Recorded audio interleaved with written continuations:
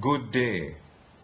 This video serves as an explanation and demonstration as to how I planned to use the Google user data I get from Scopes.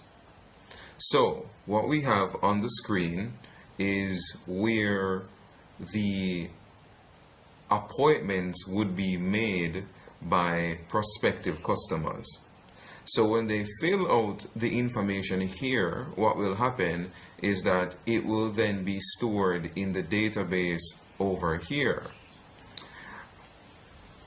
In addition to that, an email would be sent to the owner, and when the owner receives that email and they click on the link, it would then initiate a process by which it would also store the information on the owner's Google Calendar, that information which comes from the database when originally the customer, when they're here, makes their request.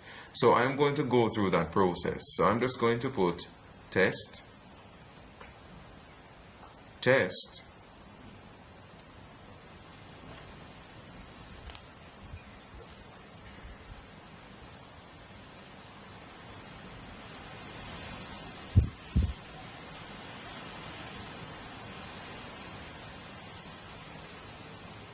and now we're going to submit the appointment. And here we see we are redirected to the Google page, and now I'm going to sign in with my personal account.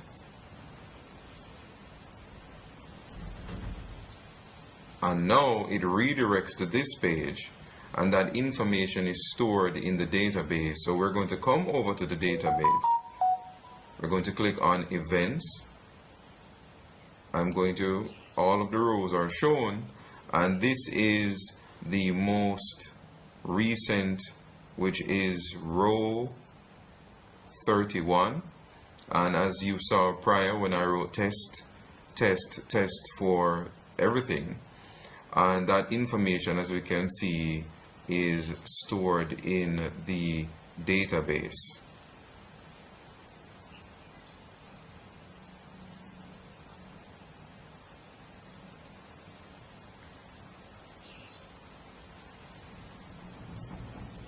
So, and as you can see, we have prior tests that I've been doing on the live server or in the production environment.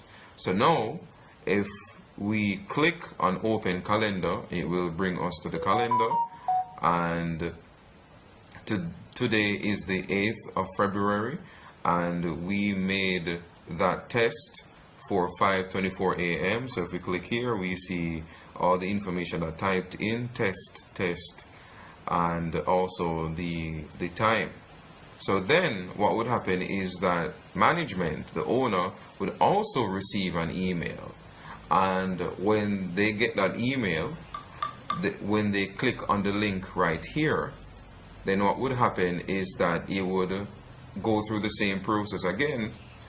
And when the management would click to sign in with their Gmail account, it would then redirect them to that page, and then they can open their calendar and see the information as well.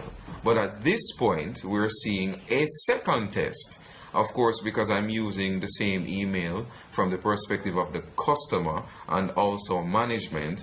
But the second test that we're seeing was actually pulled from the database right here. So that is how I intend to use the Google user data. And of course, we have the Google Calendar event ID. That's very important.